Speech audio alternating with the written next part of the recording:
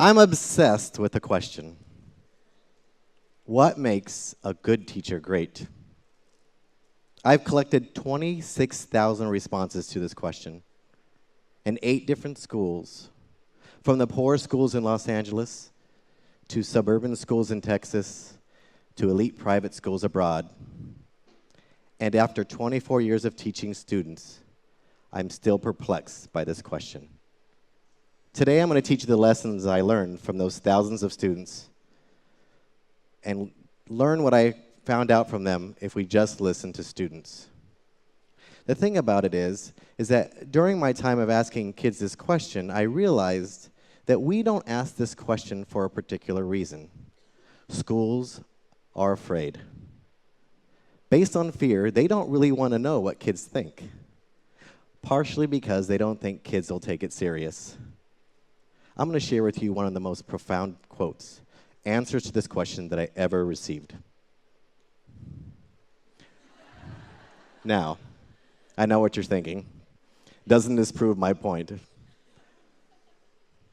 Great teachers eat apples.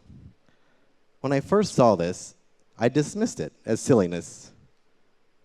But it appeared again and again. So I thought there's got to be something to this. But what are they trying to tell me? So one day I decided I would start eating apples. I ate them in the morning, at lunch, during class, in the hall. Kids began to give me apples. They'd see me eating them and say, "You're eating an apple." I know.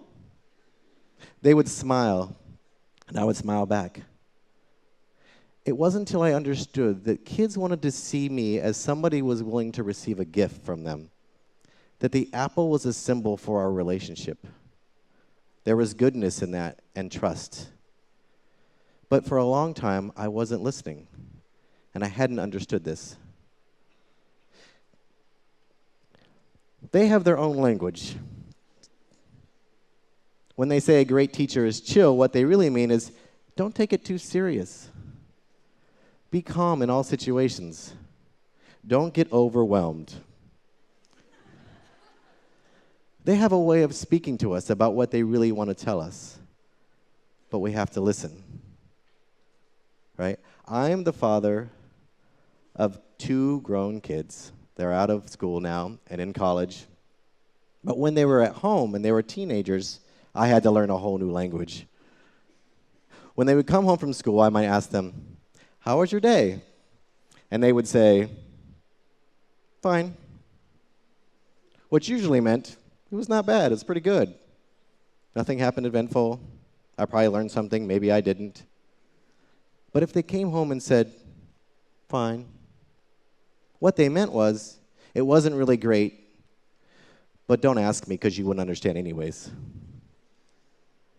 If I asked them how their day was and they said, "Okay," what they were trying to tell me was that it wasn't good at all, and you should probably ask me more questions, but don't expect me to answer. Kids have their own language. They have their own way of thinking.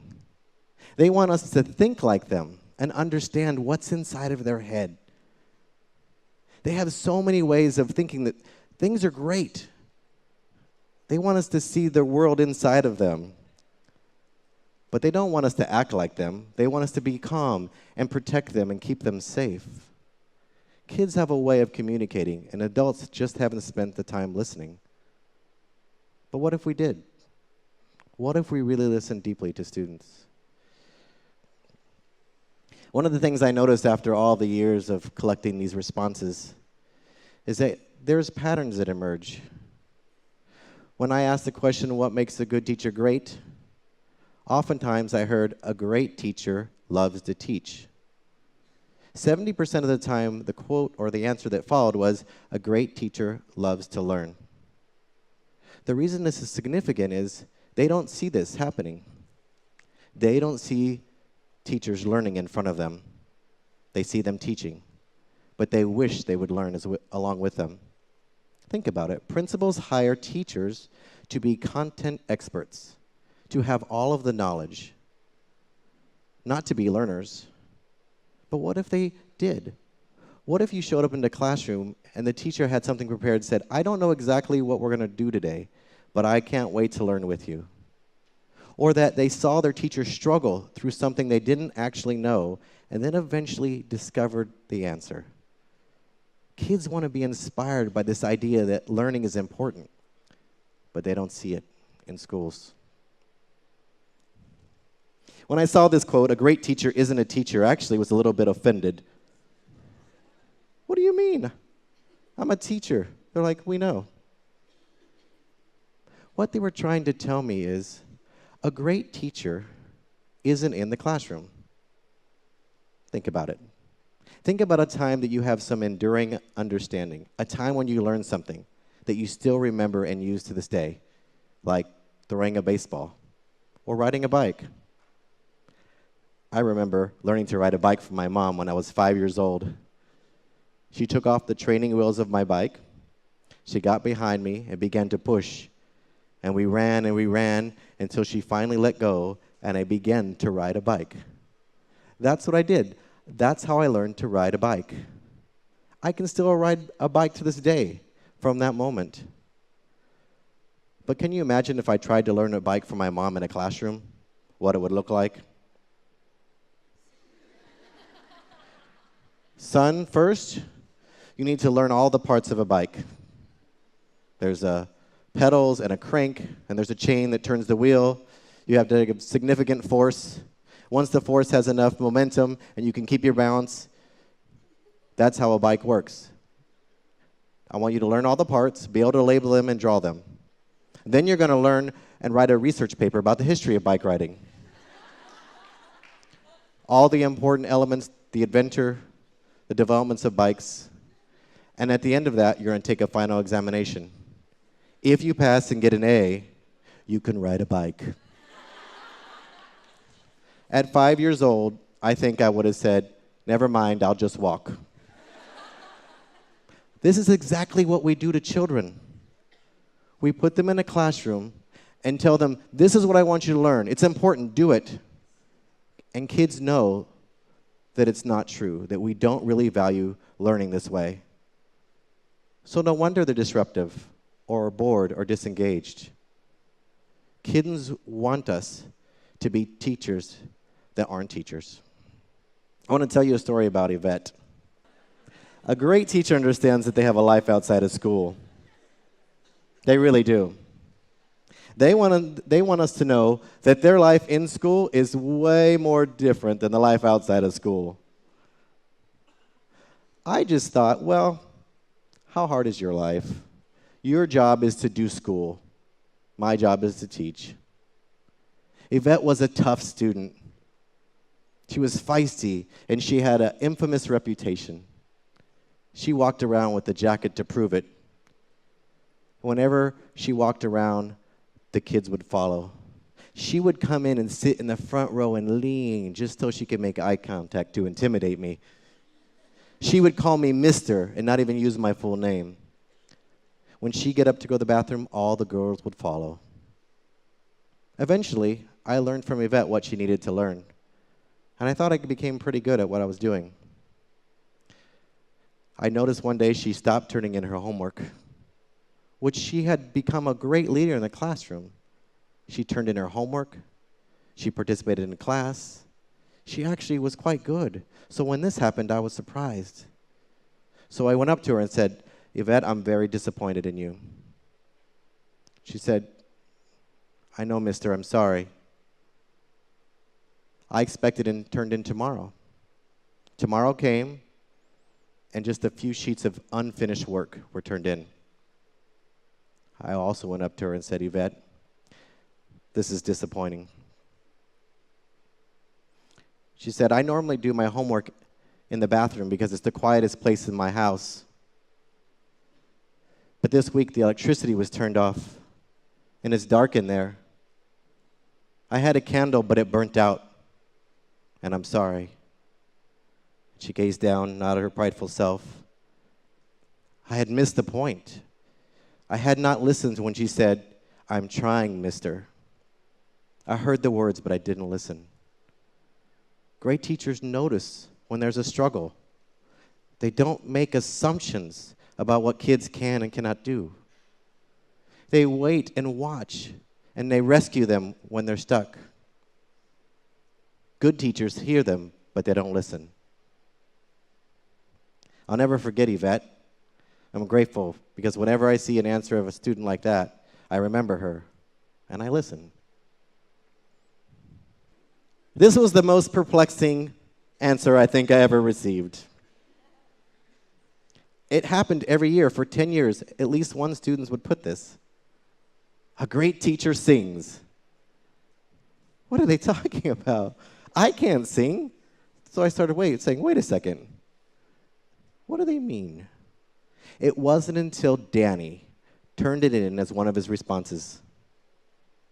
He was the class clown. You know, he was the one that when we took a class picture, he put your fingers behind your head. He would make faces at me during lectures so I would laugh. Everything was a joke to Danny. So when he turned in his responses, and they were all serious and actually really good, I was surprised when this showed up in the middle. But I knew there was something to it. I just didn't know what.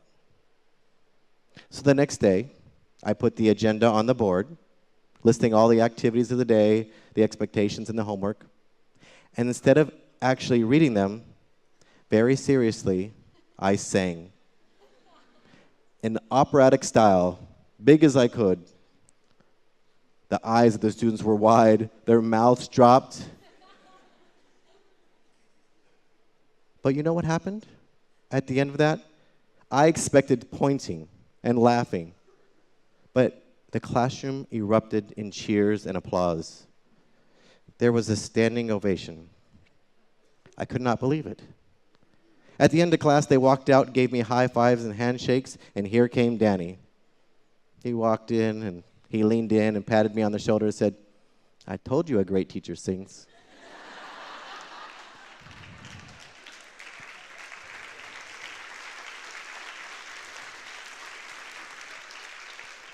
Great teachers make themselves humble before their students.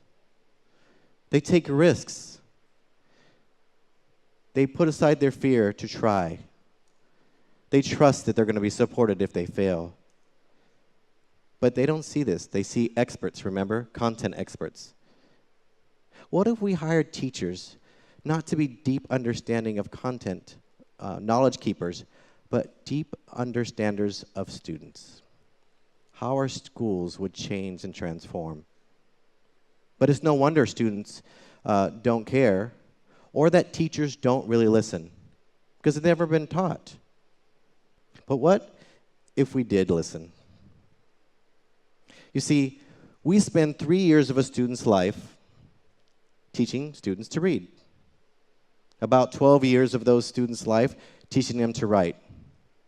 Maybe if they're lucky, they get a semester or half a year learning to public speak. But they get virtual 0 years of formal listening instruction. 0. Think about it. When was the last time you were at a dinner party and someone asked the question, so, what do you do for a living? And this response was, oh, I'm a listening teacher. I teach advanced listening at the high school, advanced listening communications, or beginning listener for elementary. We don't hear this because we just don't believe it in schools. It's important. Though in the world, listening is one of the #1 skills essential for business and life, and we just don't teach it. We need to listen to our students. In our classrooms are the future, the Maya Angelou's, the Mother Teresa's, the Elon Musks of the world. And can you imagine if we took the time to ask those students what would make a good teacher great? And then we actually listened. We could transform schools and education. Thank you.